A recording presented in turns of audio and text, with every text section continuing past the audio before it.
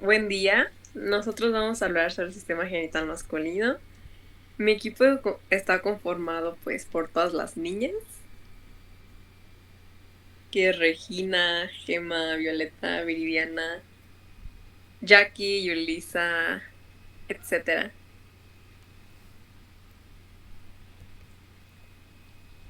Bueno, las genitales del sistema masculino es que este está formado por los testículos, las vías espermáticas, las glándulas sexuales accesorias y los genitales externos que comprenden el pene y el escroto. Los testículos se encuentran dentro del escroto y estos son responsables de la espermatogénesis, que es la producción del esperma, y esteroidogénesis, que es la síntesis hormonal o también denominada andrógenos. Voy a comenzar a hablar sobre los testículos. Estos son órganos ovoides pares que están dentro del escroto, fuera de la cavidad abdominal. Los testículos se hallan conectados mediante los cordones espermáticos a la pared abdominal y están adheridos al escroto por ligamentos escrotales, que son los restos governaculum testis. La determinación del sexo. El sexo genético queda determinado en la fecundación por la presencia o la ausencia del cromosoma Y. Los testículos no se forman hasta la séptima semana del desarrollo. El sexo gonadal es determinado por el gen SRY y se halla situado en la región determinante sexual del brazo corto del cromosoma Y. Varios otros genes se expresan más o menos al mismo tiempo que el gen SRY y son el gen del tumor de Wilms 1, que este es necesario para el desarrollo del sistema urogenital y para la regulación de la transcripción del SRY. El gen SRY-Box9 activa el gen AMH, que es responsable de la síntesis del factor inhibidor mulleriano, el gen del factor esteroidógeno, que regula la expresión de varios genes esteroidógenos, y el gen DAX1, que codifica el receptor nuclear DAX1. Aquí tenemos una imagen que es el de desarrollo del sexo masculino y la influencia hormonal en el desarrollo de los órganos genitales. En este diagrama ilustra los 3 niveles de los cuales se determina el sexo del embrión en desarrollo. Como podemos ver, el sexo genético se determina en el momento de la fecundación, que ahí lo podemos ir viendo en la imagen. El sexo gonadal es determinado por la activación del gen SRY ubicado en el brazo corto del cromosoma Y, que vamos en la primera imagen hasta abajo. Después de ahí, mientras el sexo hormonal lo determina una hormona secretada por la gónada de desarrollo, que es en la siguiente imagen, vemos ahí que el sexo hormonal lo está determinando la hormona secretada en la gónada de desarrollo, y después se muestra la influencia del factor inhibidor mulleriano, la testosterona, la deshidrotestosterona, sobre las estructuras del desarrollo. En el desarrollo de los testículos, estos se desarrollan en la pared posterior del abdomen y descienden hasta el escroto. Los testículos, al igual que los ovarios, tienen 3 orígenes, que son el mesodermo intermedio, el epitelio mesodérmico o mesotelio celómico y las células germinativas primordiales. En el mesodermo intermedio se forman las crestas urogenitales en la pared abdominal posterior y da origen a las células intersticiales y a las contráctiles peritubulares. En el epitelio mesodérmico, cubre las crestas y da origen a los cordones epiteliales de forma similar a la de un dedo y son denominados cordones sexuales primarios. En las células germinativas primordiales, estas migran desde el saco vitelíneo hasta las gónadas en desarrollo, donde se incorporan a los cordones sexuales primarios y ahí se dividen y se diferencian en espermatogonios. Aquí tenemos unas imágenes que son las etapas del desarrollo testicular, que se dividen en A, B y C. A medida de que los testículos descienden de la cavidad abdominal hacia el escroto, llevan consigo vasos sanguíneos, vasos linfáticos, nervios autónomos y una extensión del peritoneo abdominal que es denominada túnica vaginal. Aquí tenemos una imagen de una vista anterior del escroto y los testículos. Y, por ejemplo, aquí en esta imagen muestra lo que ya había mencionado sobre los vasos sanguíneos, los nervios, la túnica vaginal. También algo importante de resaltar es que existe un músculo llamado cremaster y uno llamado dartos. El cremaster responde a los cambios de temperatura ambiental y el dartos, las temperaturas frías causan la contracción de este músculo.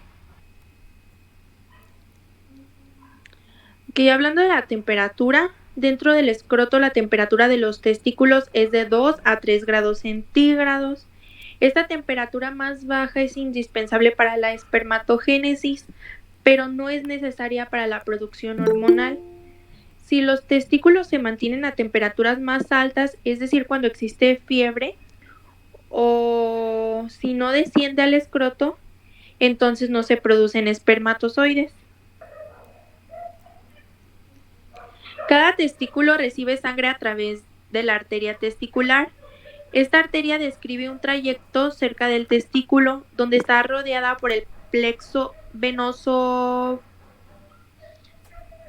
papiniforme y este transporta sangre desde los testículos hacia las venas abdominales. La sangre venosa más fresca proveniente del testículo enfría un poco más la sangre arterial antes de que entre en el órgano por el mecanismo de contracorriente intercambiador de calor. En esta imagen podemos ver dónde se encuentra el plexo venoso pampiniforme y pues igual la arteria testicular, el testículo. Y también es importante mencionar que la contracción del músculo dartos arruga el escroto cuando hace frío para contribuir a regular la pérdida de calor. Bueno, yo les voy a exponer lo que es estructura de los testículos. En este caso, pues los testículos tienen una cápsula de tejido conjuntivo de gran espesor llamada túnica albuginea. Esta cápsula, pues es muy gruesa, está compuesta por tejido conjuntivo denso y cubre cada uno de los testículos. La parte interna de esta cápsula o de esta túnica vasculosa es una lámina de tejido conjuntivo laxo que contiene vasos sanguíneos. Cada testículo pues va a estar dividido alrededor de 250 lobulillos mediante tabiques incompletos de tejido conjuntivo que se van a proyectar desde esta cápsula.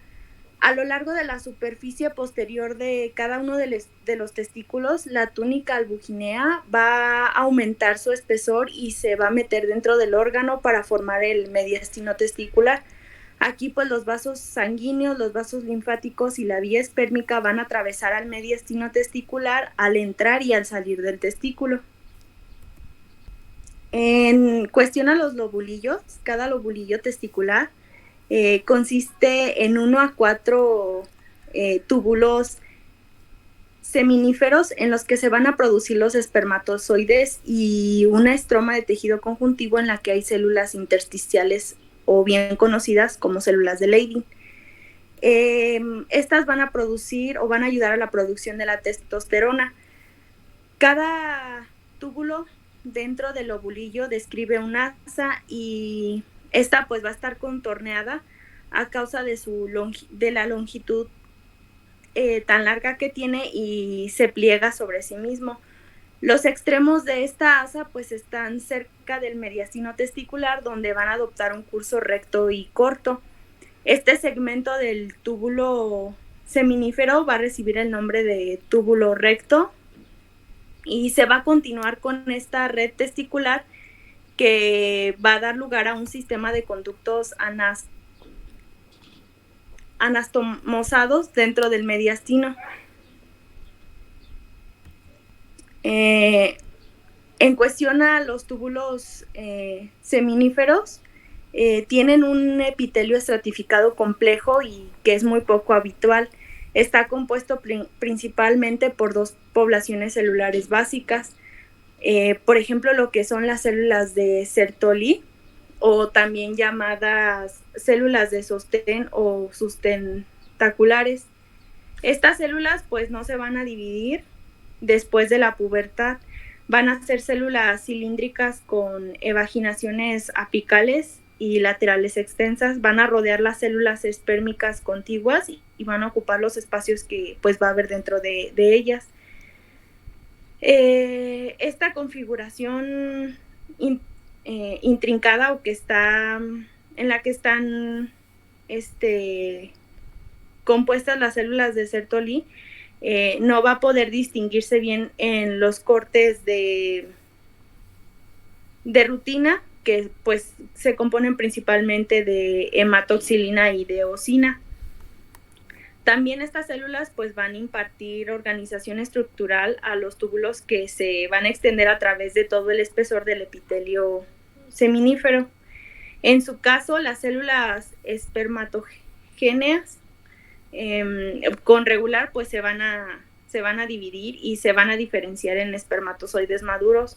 Estas células pues derivan de las células germinativas primordiales que se originan en el saco vitelíneo y que colonizan a las crestas gonadales durante la etapa inicial del desarrollo de los testículos. Aquí mismo pues estas células se organizan en capas, van a estar mal definidas por su desarrollo progresivo entre las células de Sertolini. Las células espermatógenas más inmaduras, llamadas espermatogonios, también están apoyadas sobre una lámina basal. Las células más maduras, llamadas espermátides, están adheridas a la porción apical de la célula de Sertolini y van a estar en contacto con la luz del túbulo. Y en el caso de la túnica o la lámina propia, también se le conoce como tejido peritibular. Esta tiene pues un tejido conjuntivo de múltiples capas que carece de fibroblastos típicos. En el caso de los seres humanos, está compuesta principalmente por 3 a 5 capas de células mioides y fibrillas colágenas que se van a ubicar por fuera de la lámina basal del epitelio seminífero. Las células mioides van a exhibir características asociadas con las células musculares lisas que incluyen una lámina basal y una gran cantidad de filamentos de actina. También pues son ricas en retículo endoplásmico rugoso, lo cual pues se van a reflejar en su papel de la síntesis de colágeno, dado que no hay fibroblastos típicos. En el caso de las contracciones rítmicas, las células mioides van a crear ondas peristálticas que van a contribuir a mover a los espermatozoides y al líquido testicular a lo largo de los túbulos seminíferos hacia las vías espérmicas. Por fuera de la capa mioide vamos a encontrar lo que son los vasos sanguíneos y una vasculatura linfática extensa, así como pues más células de Leydig. Y aquí pues como podemos ver en los cortes histológicos, se puede ver un corte testicular humano teñido con hematoxilina y eosina, y aparece un poco aumentado los túbulos seminíferos y la túnica albuginea en el caso de la imagen A.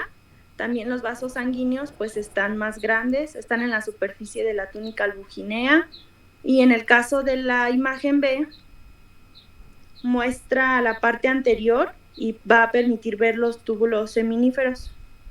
Inclusive aquí también podemos encontrar lo que son las células de Leydig, que aparecen en pequeños cúmulos en el espacio que hay entre los túbulos contiguos. En el caso de las células de Leydig o células intersticiales, pues podemos ver que son células poliédricas grandes y eosinófilas, que pues normalmente contienen inclusiones lipídicas. Con frecuencia también tienen pigmentos y, bueno, contienen pigmento lipofusínico, y también podemos encontrar en caso de estas células los cristales de Renke. Al igual que pues otras células secretoras de esteroides, pues las células de Leydig tienen un retículo endoplásmico liso. Aquí el retículo pues es complejo, y esta es la causa de su eosinofilia. Aquí pues las enzimas necesarias para la síntesis de la testosterona a partir del colesterol se van a asociar con el retículo endoplásmico liso. También estas células pues tienen mitocondrias con crestas tubulares. Otra característica principal de las células es que son células secretoras de esteroides. Se van a diferenciar y van a secretar testosterona durante las primeras etapas de la vida fetal. En el caso del embrión, además de la testosterona, las células de Leydig van a segregar proteína 3, que es igual a la insulina, y esta pues va a estimular el descenso de los testículos durante su desarrollo. En el caso de la pubertad, la secreción de la testosterona va a iniciar la producción de espermatozoides y la secreción de las glándulas sexuales accesorias y el desarrollo de las características sexuales secundarias. La secreción de insulina también va a promover las divisiones meióticas en los túbulos seminíferos, y en el caso del adulto la secreción de testosterona pues va a ser indispensable para el mantenimiento de la espermatogénesis y de las características sexuales secundarias. Aquí pues las vías espermáticas y las glándulas sexuales accesorias. Igualmente, pues las células de Leydig en los testículos adultos son la principal fuente de insulina circulante. Además de ello, la secreción de insulina, las células de Leydig van a producir y secretar oxitocina, van a estimular la contracción de las células mioides que van a rodear los túbulos seminíferos, moviendo los espermatozoides hacia los conductos eferentes.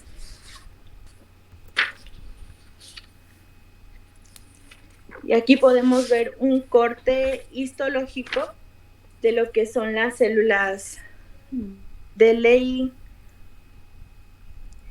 Podemos ver cómo el citoplasma contiene una abundancia de retículo endoplásmico liso, que es lo que las caracteriza principalmente.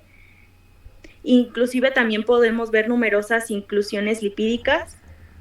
Inclusive también encontramos lo que es aparato de Golgi y la presencia de cantidad variable de lisosomas. También podemos observar pequeñas siluetas ocasionales de retículo endoplásmico rugoso, y podemos ver vellosidades a lo largo de las porciones de la superficie celular. Estas tienen como forma de flechitas. Además de ello, también podemos, como complementar, que las células de Leydig pues van a ser activas en etapa temprana de la diferenciación del feto masculino, y después van a atravesar un periodo de inactividad que va a comenzar aproximadamente a los 5 meses de la vida fetal. También pues en cierto momento se hacen inactivas. Son difíciles de distinguir de los fibroblastos porque pueden llegar a ser un poco parecidas, y cuando las células de Leydig se exponen a la estimulación de gonadotrófica en la pubertad, o se atrofian en la pubertad, otra vez se van a convertir en células secretoras de andrógenos y van a permanecer activas durante toda la vida. En el caso de los tumores, en las células de Leydig podemos ver que son neoplasias, sobre todo benignas, y aparecen en 2 periodos distintos. Esto se da entre la infancia y la adultez, puede ser entre los 20 y los 60 años. Pues van a ser activas desde el punto de vista hormonal y van a secretar andrógeno o una combinación de andrógenos y estrógenos. Se van a componer de células uniformes con todas las características de las células secretoras de hormonas esteroides provistas de cristales de Reinker. En el caso de los primeros signos clínicos de estos tumores benignos, además del agrandamiento testicular, se relaciona con el aumento de la producción de hormonas. En el caso de los varones, esto va a conducir a la pubertad precoz o al desarrollo sexual a edad temprana, mientras que pues en los adultos se puede observar como feminización o aparición de características sexuales femeninas, y en su caso, como más distintivo, pues vamos a encontrar lo que es la ginecomastia. Y ahí podemos ver una imagen de más o menos cómo se miraría pues ya la última característica muy distintiva. Bueno, pues yo les voy a hablar de lo que es la espermatogénesis. La espermatogénesis es un proceso por el cual los espermatogonios dan origen a lo que conocemos como los espermatozoides. Este comprende una serie de fenómenos complejos y singulares. Como sabemos, este proceso comienza poco antes de la pubertad, bajo la influencia de las concentraciones de gonadotropinas hipofisiarias, y continúa durante toda la vida. La espermatogénesis se divide en 3 fases distintas: la fase espermatogónica, espermatocítica, que es la fase de la meiosis, y la fase de espermátide, que se conoce como espermatogénesis. En la fase espermatogónica, los espermatogonios se dividen por mitosis para reemplazarse a sí mismos. En la segunda fase, que es la espermatocítica, la fase de la meiosis, es en la que los espermatocitos primarios sufren las 2 divisiones meióticas que reducen la cantidad de los cromosomas como el contenido del ADN. Y por último, la fase de espermatide, que es la espermatogénesis como tal. Las espermatides se diferencian en espermatozoides maduros.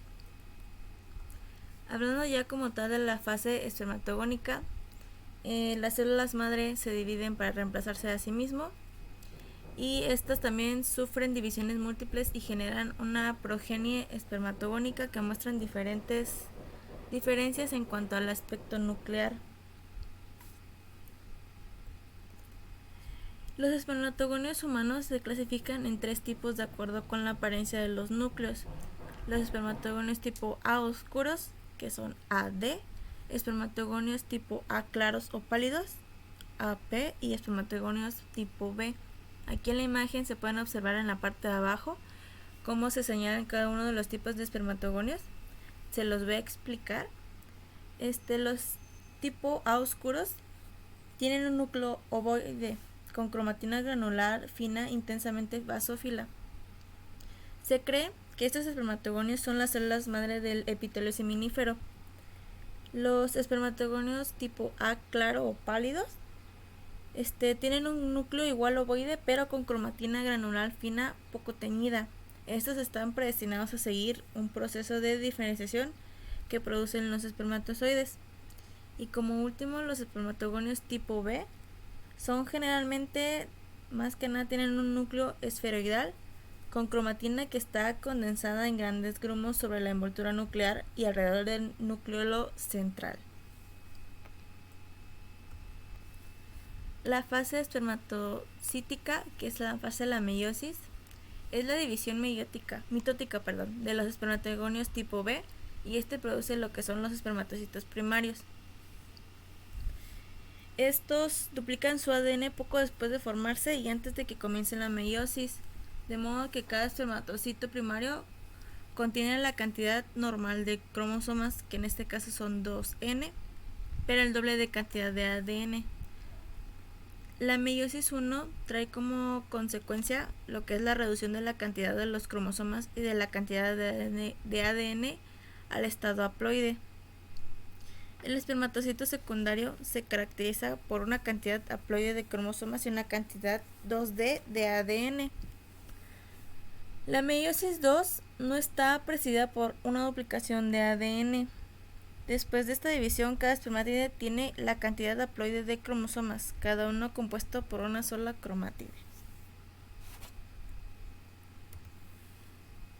Y ya como último, la fase de espermátide, espermiogénesis, Cada espermátide es haploide en cuanto al contenido de ADN y cantidad de cromosomas, representada por 22 autosomas y un cromosoma X o Y. Ya no experimentan lo que son divisiones adicionales. Las espermátides haploides sufren un proceso de diferenciación que produce los espermatozoides maduros, que estos también son haploides. La remodelación celular extensa que ocurre durante la diferenciación de la población de espermátides en espermatozoides maduros consiste en lo que son 4 fases, que es lo que podemos ver, que es la fase de Golgi, casquete, acrosoma y maduración. La primera fase, que es la fase de Golgi, se caracteriza por la presencia de gránulos Paz, que es ácido peiótico reactivo de Schnitt. Estos son positivos que acumulan en los complejos de Golgi múltiples en el espermátide.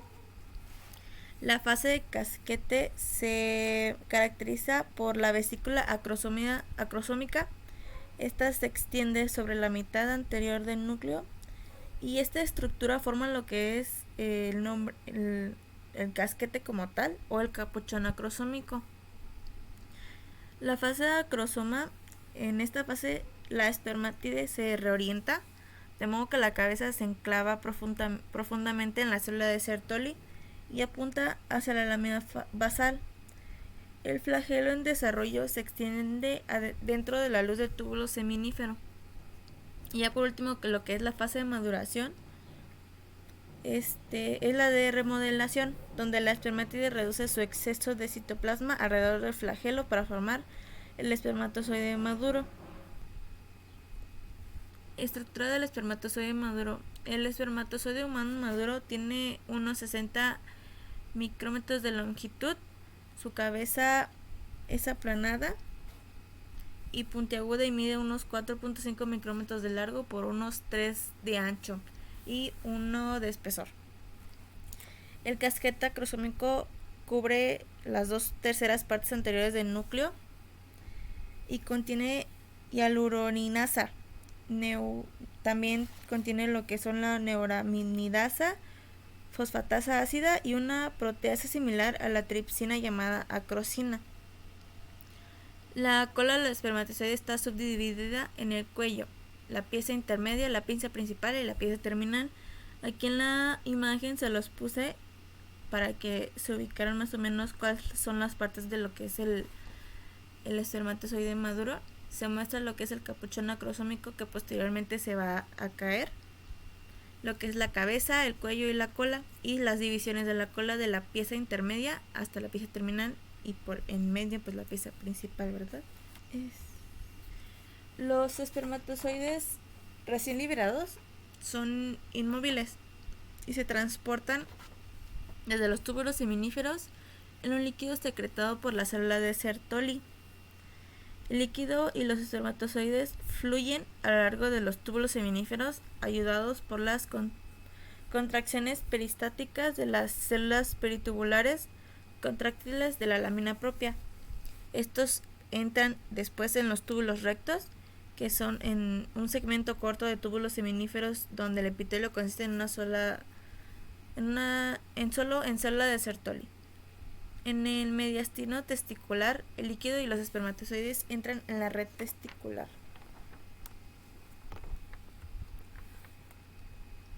Desde la red testicular se desplazan hacia la porción extratesticular de los conductos eferentes, que es la primera parte de la vía espermática, y después hacia el segmento proximal del conducto del epididimo. Conforme estos atraviesan lo que son los 4 a 5 metros de longitud del conducto del epididimo, que es extremadamente tortuoso, los espermatozoides adquieren movilidad y sufren varios cambios madurativos, que estos comprenden condensación adicional al núcleo, debido a una serie de fenómenos de remodelación cromatínica que producen el reemplazo de histonas con protaminas, reducción adicional del citoplasma, los espermatozoides se hacen más delgados, cambios en lípidos, proteínas y glucosilación de la membrana plasmática y alteraciones de la membrana acrosomática externa. Ya por último, lo más probable es que la iniciación de la movilidad de los espermatozoides durante su tránsito a lo largo del epididimo se relaciona en cambios en lo que son las concentraciones intracelulares en adenosina fosfato cíclico e iones de calcio y modificaciones de pH intracelular.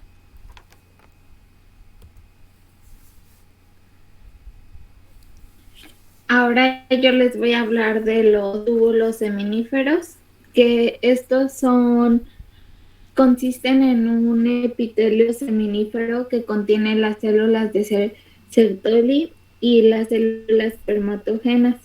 Las paredes de los túbulos están formadas por tejido conjuntivo que contiene las células mioides.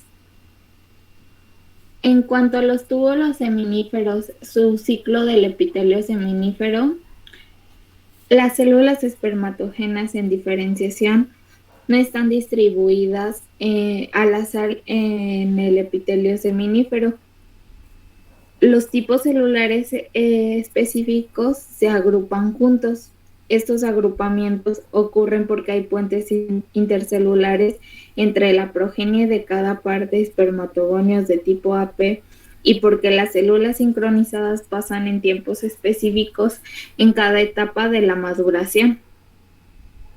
Todas las fases de diferenciación ocurren en forma secuencial en cualquier sitio dado de un túbulo seminífero. Esto es porque la progenie de las células madre va a pertenecer conectada con los puentes citoplasmáticos y experimenta las divisiones mitóticas y meióticas y la maduración de manera sincrónica. Entonces, cada asociación celular se considera una etapa o estadio de un proceso cíclico. La serie de estos estadios que hay entre dos apariciones sucesivas del mismo patrón de asociación celular en cualquier sitio del túbulo seminífero va a constituir el ciclo del epitelio seminífero. Este ciclo en el humano se pueden definir 6 estadios o asociaciones celulares. La duración de la espermatogénesis en los seres humanos es de aproximadamente 74 días y esto algunos estudios lo han permitido comprobar, ya que la duración del ciclo del epitelio seminífero es constante y tarda alrededor de 16 días en los humanos, y esto haría que en total son 74 días para que un espermatogonio derivado de un citoblasto complemente el proceso de la espermatogénesis.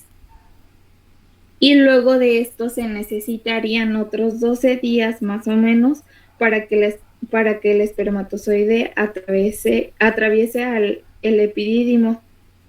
En los testículos humanos se producen aproximadamente 300 millones de espermatozoides por día, y la duración de este ciclo y el tiempo necesario para la espermatogénesis es constante.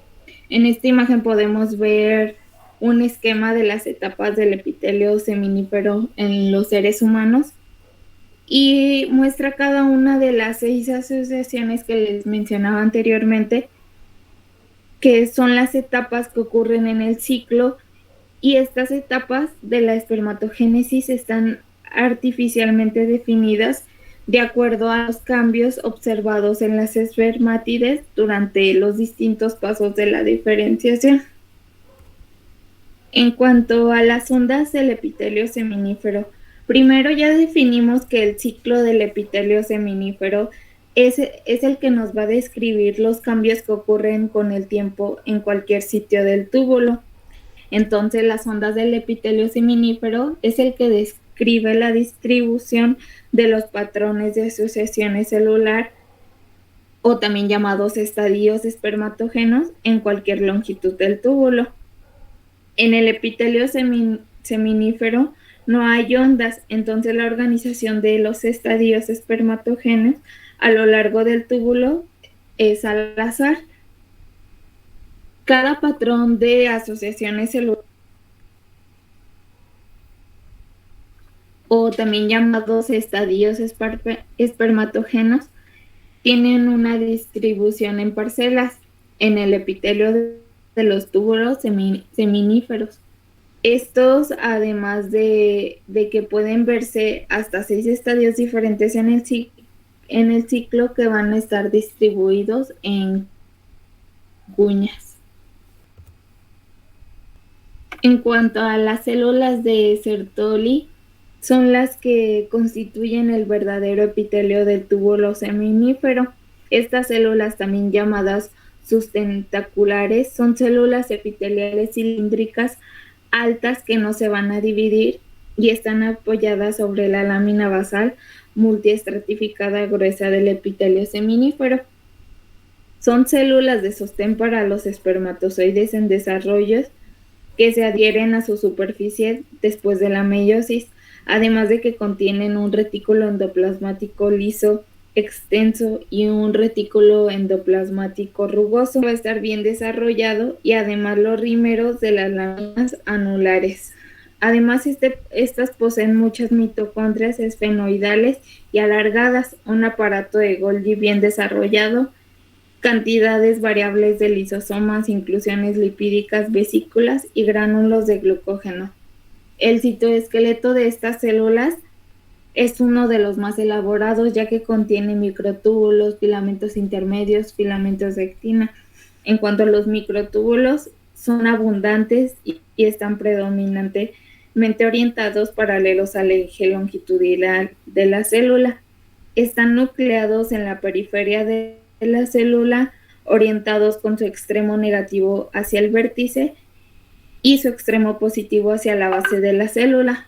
Además, su función en el transporte vesicular, los microtúbulos y las proteínas asociadas a los microtúbulos son responsables de reposicionar las espermátides alargadas incrustadas en el citoplasma de estas células.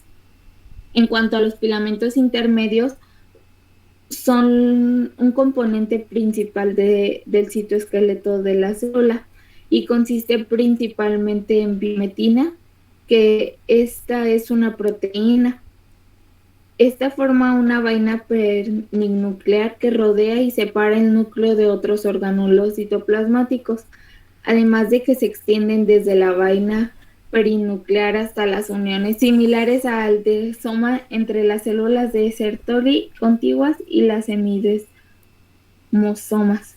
Además, los filamentos de actina, estos están concentrados debajo de las membranas plasmáticas cerca de la unión intercelular.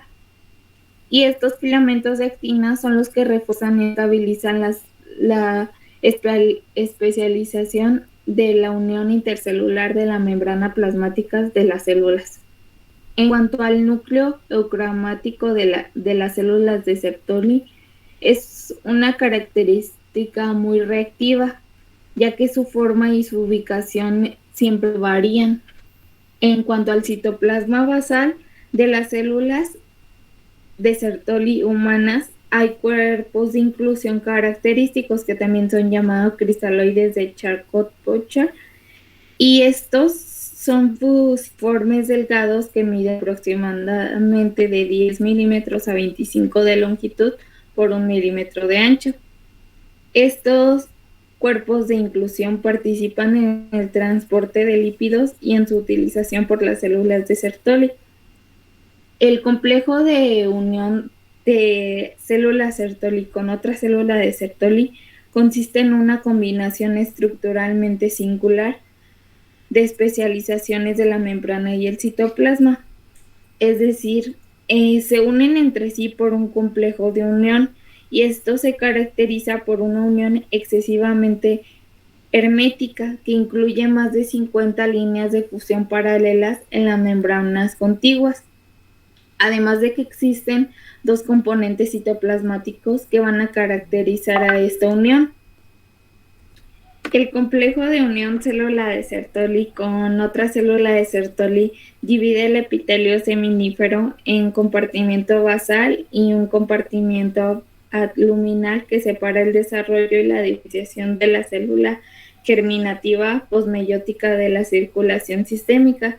Es decir, estas uniones establecen dos compartimientos epiteliales, uno basal y uno luminal, y los espermatogonios y los espermatocitos primarios iniciales van a estar restringidos en el compartimiento basal, a lo que quiere decir entre las uniones celulares de estas células y la lámina basal, y los espermatocitos más maduros y las espermátides están restringidos en el lado abdominal de la unión celular de Sertoli con otra de estas. Los espermatocitos iniciales están producidos por la división mitótica de los espermatocitos tipo B, que van a atravesar esta unión y además van a desplazarse desde el compartimento basal hasta el abdominal.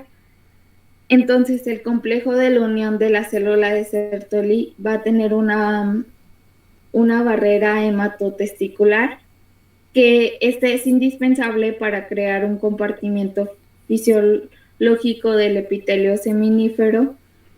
Esto es lo que se refiere a la composición de los iones, aminoácidos, hidratos de carbono y proteínas.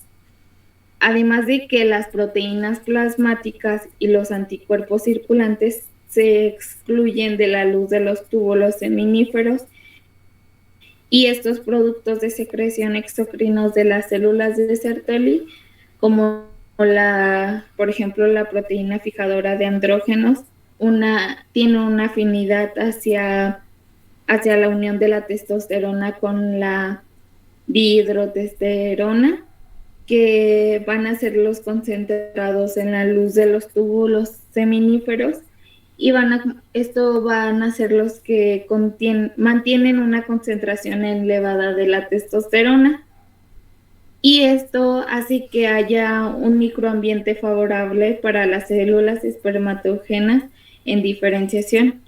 Y esto más importante, la barrera hematotesticular aísla las células germinativas haploides, que son genéticamente diferentes y antigénicas del sistema inmunitario del varón adulto, y estos antígenos producidos por los espermatozoides están impedidos de alcanzar la circulación sistémica.